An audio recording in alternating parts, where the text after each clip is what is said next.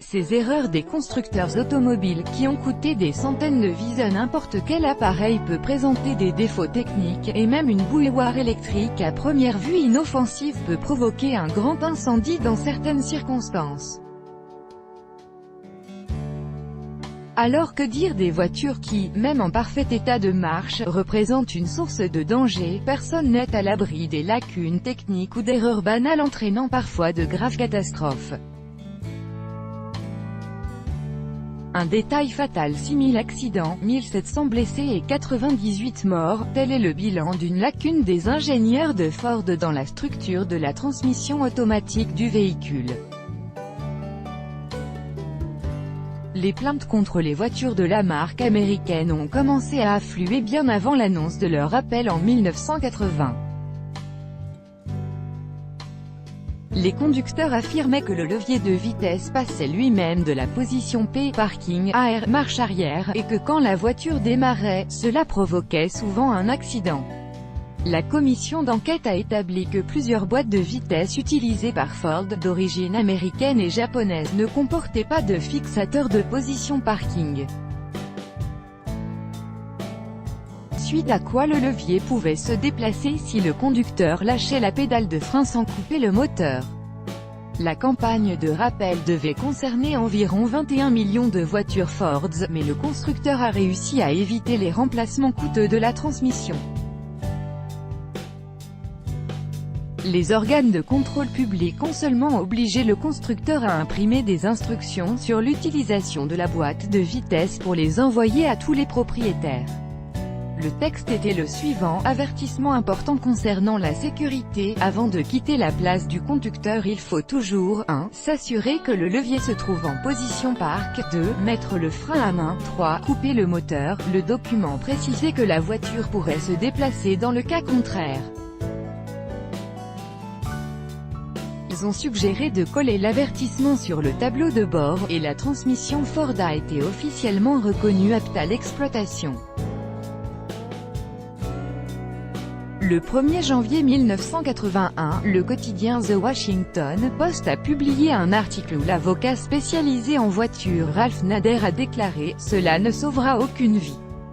Goldsmith, chef de la Direction nationale pour la sécurité de la circulation des transports, NHTSA, n'a pas écouté les spécialistes techniques et a pris une décision politique, ce qui se reflètera négativement sur la sécurité des Américains, incontrôlable le rappel. Le plus important de l'histoire du constructeur Toyota a été précédé par un appel de Mark Saylor au 911, le numéro d'urgence aux USA. « Je n'ai plus de frein », a crié le conducteur de la berline Lexus ES 350, filiale de Toyota. 49 secondes plus tard, sa voiture était projetée dans les airs et faisait 2 tonneaux avant de partir en flammes à l'atterrissage. Les derniers mots de Mark furent « Attendez » et « Priez ». Il a été tué avec sa famille. L'incendie s'est déclaré à cause des freins surchauffés à cause de la pression intense sur la pédale. Mais pourquoi la voiture ne s'est-elle pas arrêtée? L'enquête de la NHTSA est arrivée à une conclusion terrifiante: la tragédie avait été provoquée par un simple tapis de sol qui avait enfoncé la pédale de gaz. Au fur et à mesure que les disques de frein chauffaient, le freinage était de moins en moins efficace, alors que le véhicule prenait de la vitesse. Un an plus tard, le groupe Toyota et les organes publics ont découvert un autre défaut. Dans plusieurs voitures, l'accélérateur se bloquait en position enfoncée à moitié.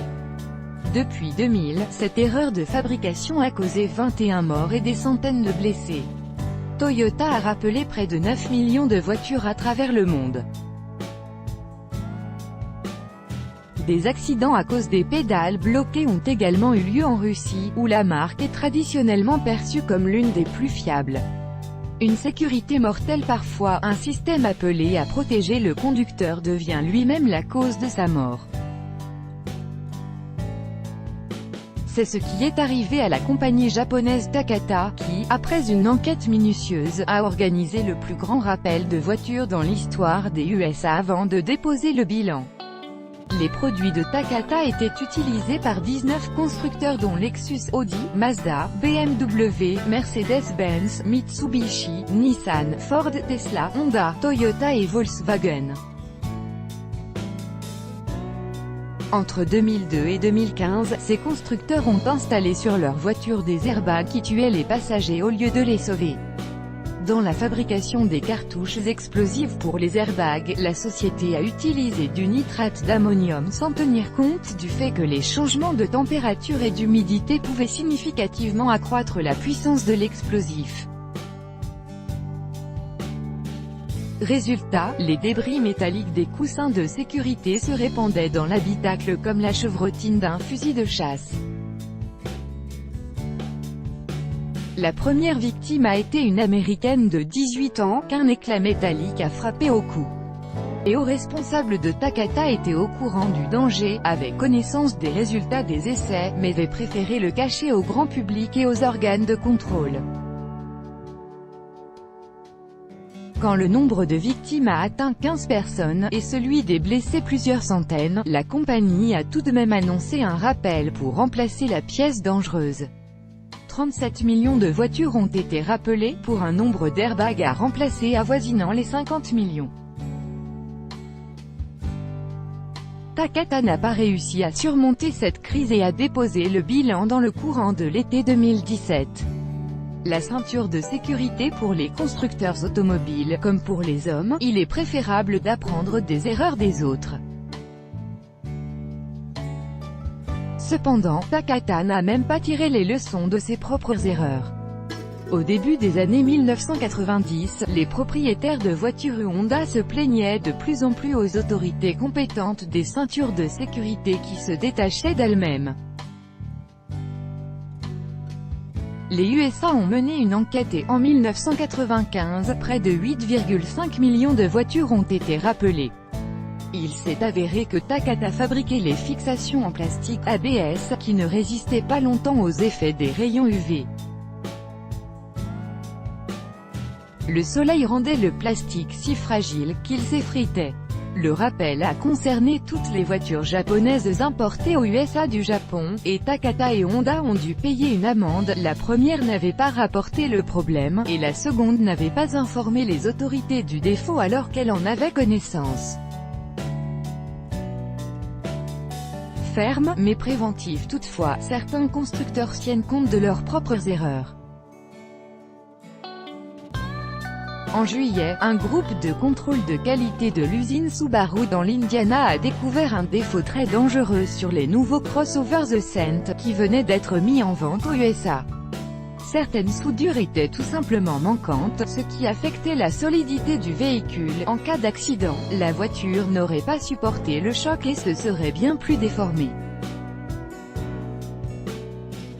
L'enquête qui a suivi a établi que le défaut était dû aux équipements de l'usine d'assemblage, plus exactement à son logiciel.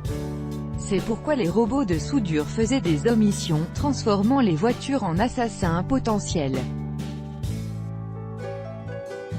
Au moment de la découverte du défaut, 293 crossovers étaient déjà sortis de l'usine, dont 9 déjà récupérés par les clients. Contrairement à la pratique mondiale, Subaru a décidé de ne pas réparer les voitures et de les envoyer directement à la casse. Ceux qui ont déjà acheté une Ascent recevront un modèle neuf.